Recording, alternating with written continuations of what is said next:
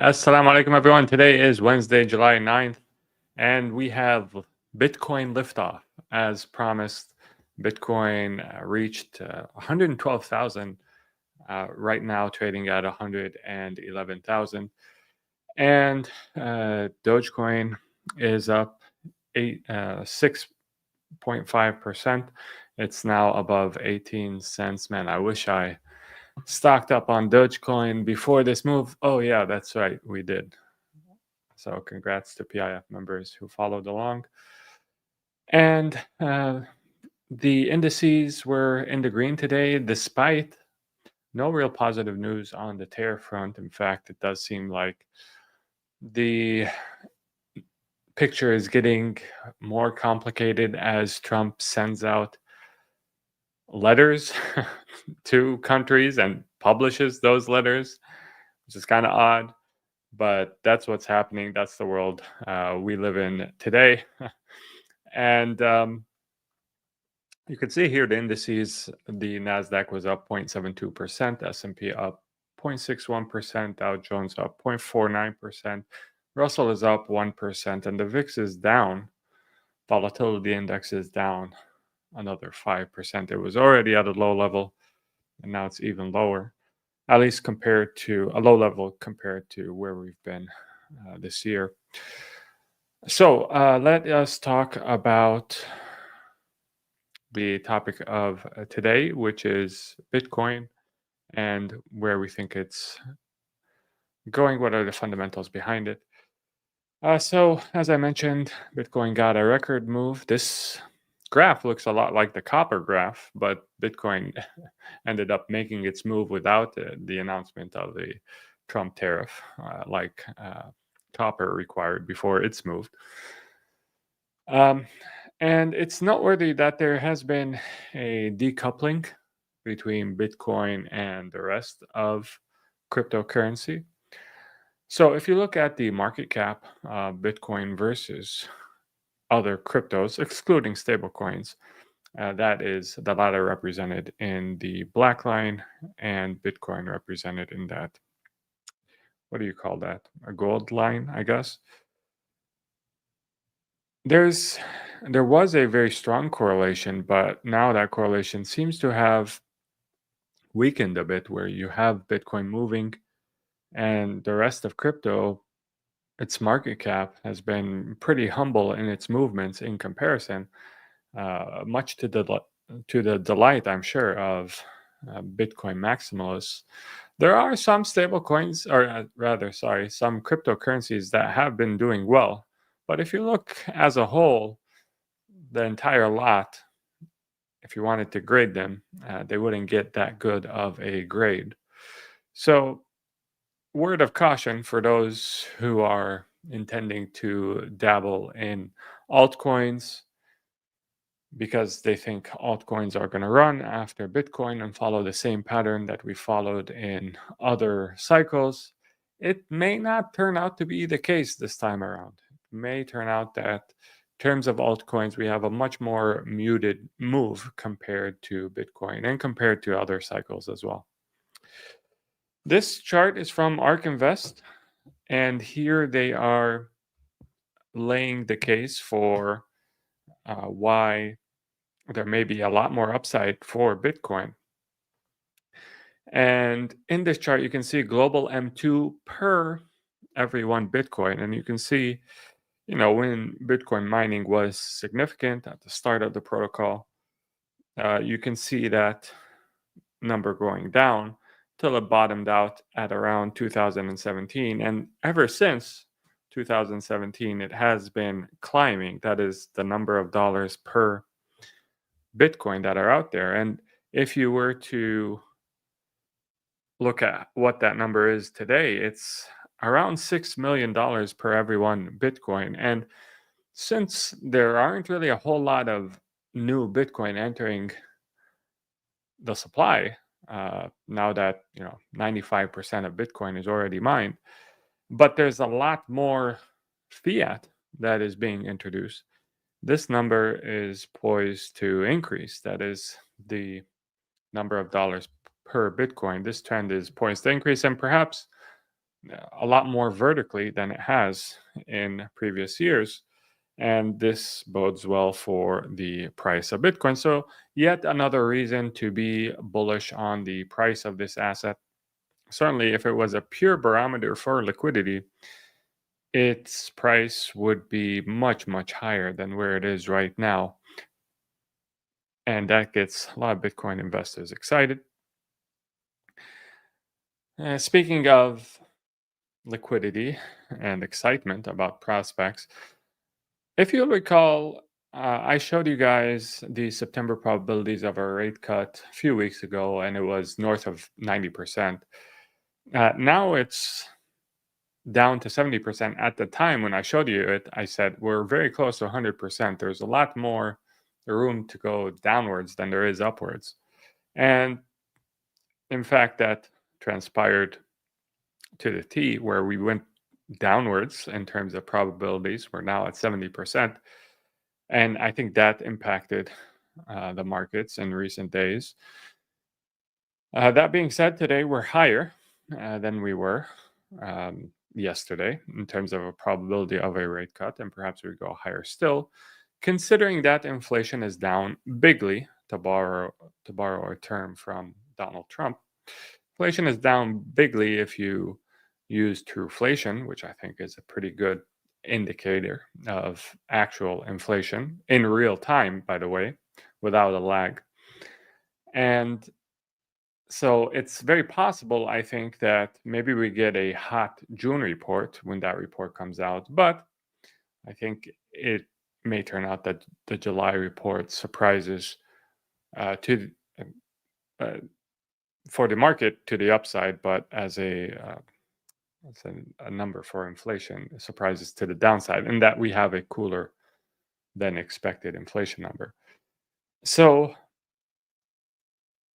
we'll see whether the market is actually keeping as close an eye on Trueflation numbers as I am, and whether it overreacts to the June number or not. As I said, I think the June number may come in a bit hot, but July may come in cooler than expected. We'll see. Now, this I thought was extremely interested and bullish for a certain miner that I talk about a lot and that I have invested in for the PIF portfolio. Tether CEO says we will be the largest Bitcoin miner by the end of 2025. This is a very bold statement that the Tether CEO is making. But for me, this makes me quite happy because I have a large position in a little miner called Bitdeer. And if you look at Bitdeer insider transactions, who is buying up this company? Well, none other than Tether Holdings, the stablecoin, by far the biggest stablecoin issuer. It is buying Bitdeer shares pretty consistently. You can see here the transactions that they've made recently. They're very serious about this Bitcoin miner. And if Tether aims to become the largest Bitcoin miner by the end of the year, and it's building up a stake in Bitdeer, who do you think they're going to be buying their Bitcoin mining machines from? I'm pretty sure it's going to be the company that they own a large stake in. And in fact, I think their buying of this large stake in Bitdeer is precisely because they're looking for the best Bitcoin mining equipment supplier that they can find in order to achieve that target of being the biggest Bitcoin miner. So it's sort of, and I actually, you heard it here first. I actually wouldn't be surprised at all if Tether moves to actually acquire Bitdeer outright, and will probably do so at a pretty big premium. Certainly, Tether has the cash to pull it off. This may be very early, but keep in mind, Tether has more than 100,000 Bitcoin in its reserve, and it has a vested interest in securing that network. So it wants to make sure that the Bitcoin network is as solid as possible.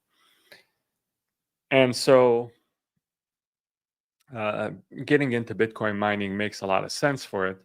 Certainly, if it can do so with the best Bitcoin mining equipment that money can buy, then all the better. And so I think things are lining up quite nicely for Bitdeer. It hasn't been moving much as of late, or as much as we wanted to, but I think patience is going to pay off for this position.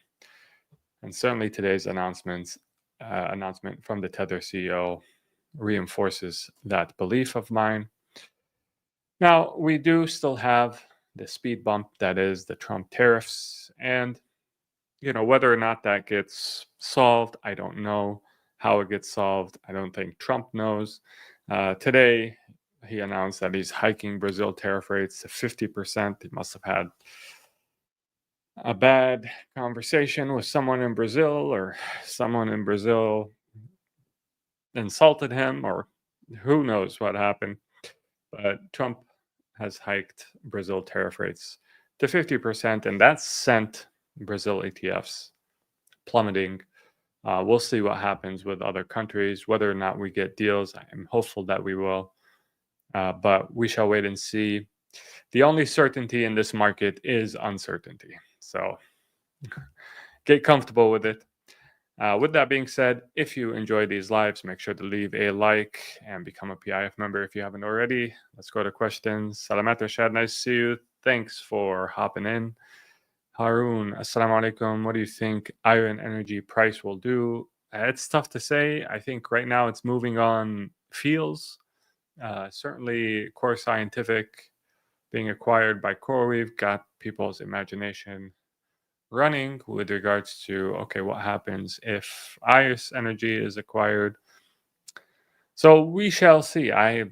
It's tough to say, but there's a lot of hype behind the stock, and maybe that hype takes it even higher. I really don't know. My own channel says, Assalamu alaikum, brother. Wa alaikum salam. Could you please share your email address? Unable to contact you. Well, if you're looking for a consultation, there's a link in the description. And other than that,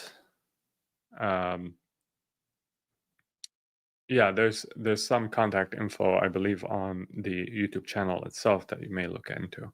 Shad says, I feel like I'm analyzing too many variables in the market, seeing what's happening with Elon. I don't know how he keeps going. I guess a lesson to learn from as an investor. Yes, indeed. This is why you get paid, Rashad, as an investor, is the ability to distinguish between signal and noise is perhaps the foremost talent that any investor can have. And there's a lot of noise out there. And your job as an investor is to accurately categorize the different variables into either noise or signal. And as it relates to Tesla, as I mentioned in a previous live, it does seem like their Austin experiment is going well. I wouldn't be surprised if there's an announcement of an expansion of the number of robotaxis. That's a clear catalyst for me. I also wouldn't be surprised if we get the much talked about, much anticipated, late now, cheaper model from Tesla. It's late because it was supposed to come out in the first half of 2025, and we're now in the second half and it hasn't come out. But I think considering that no announcement has been made or update has been made, it should be soon that we get an announcement, at least with regards to the cheaper model. And then we're on the cusp of humanoid robots hitting, serious production rates and actually contributing to production in Tesla facilities. So I think the main contributors to Tesla's value are going to be the humanoid robots and robotaxis, and they're going to dwarf, and batteries, I believe. And they're going to dwarf their current business, which is selling electric vehicles, which people will end up, not talking about almost ever because it will be so irrelevant when compared to, the overall business of Tesla. irrelevant, or in terms of like the contribution to the bottom line, relatively speaking. And so we're really on the cusp of, a lot of, I think, huge catalysts for this company, but it's going to take patience, and it's going to take vision, and we have that, inshallah. And so we're in a good position to benefit. With that being said, and the course is coming out. I'm working on it. I was working on it all this morning, so it's coming out. It's hard to put together courses, but stay tuned for that. Inshallah, Saad. And with that being said, if you haven't become a PIF member, do become a PIF member. And until next time, make sure to take care of yourself. Assalamu alaikum, and peace be upon you all.